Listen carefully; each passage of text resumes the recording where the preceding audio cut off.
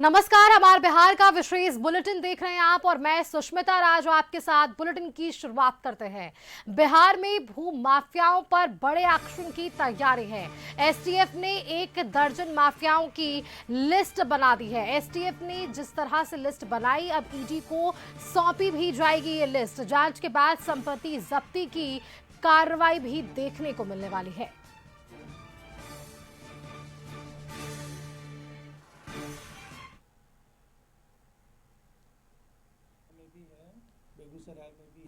जो तैयारी करके हम लोगों ने दिया है, तो ये थ्रू इकोनॉमिक ऑफेंसेस हम लोग भेजते हैं, डायरेक्ट ना भेज के, तो एक प्रक्रिया है।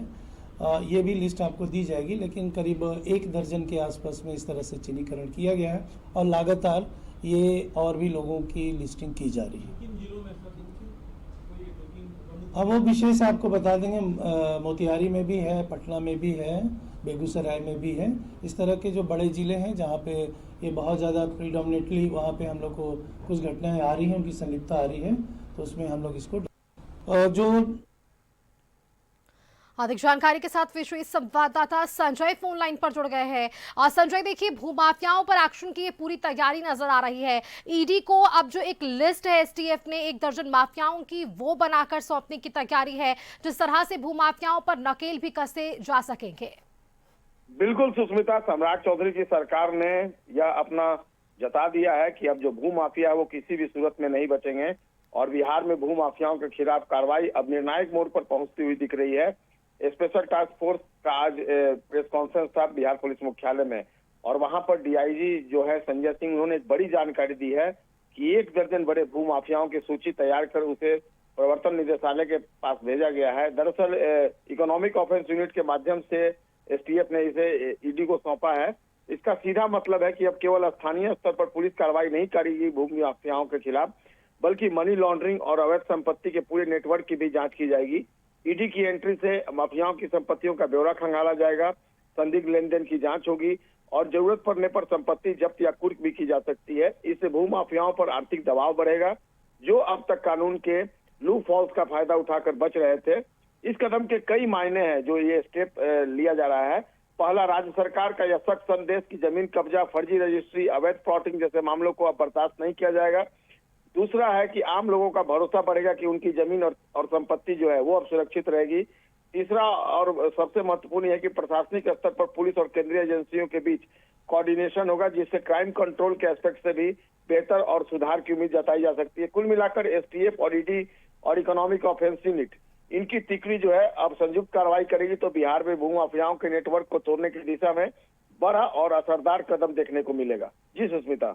बिल्कुल बिल्कुल संजय जी, बहुत शुक्रिया आपका हमारे साथ जुड़ने के लिए, तमाम जानकारी हमारे दर्शकों से साझा करने के लिए।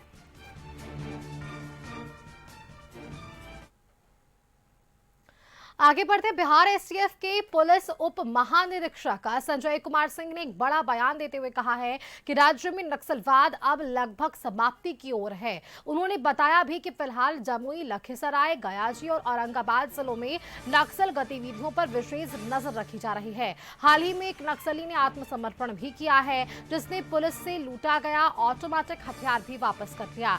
1 जनवरी 2026 से चलाए जा रहे इस विशेष अभियान के तहत अब तक AK-47 इंसास पिस्टल सहित 1600 गोलियां बरामद कर ली गई है। साथ ही साथ अपहरण के 6 मामलों में लोगों को सुरक्षित छुड़ाया गया है। डीआईजी नीरज कुमार सिंह ने कहा है कि नेपाल और बांग्लादेश से मादक पदार्थों की तस्करी बढ़ी है, जिस पर नजर रखने के लिए नेपाल सीमा पर एसटीएफ की 4 यूनिट को तैनात किया गया है।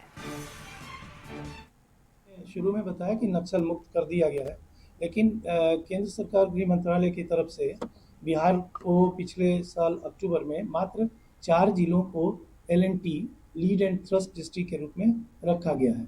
लीड एंड थ्रस्ट रखने के पीछे का मकसद कि वहाँ कभी नक्सलवाद था और वहाँ अभी निगरानी रखने की ज़रूरत है, तो हम लोग अपने फोर्सेस को डिप्लॉय कर रहे हैं। लेकिन सिंस 2025 जुलाई अगस्त से अभी तक इस बीच में किसी भी प्रकार की कोई भी नक्सल वारदात, छोटी या बड़ी, रिपोर्ट नहीं हुई है और हम लोग उसके लिए प्रतिबद्ध हैं। अभी हमने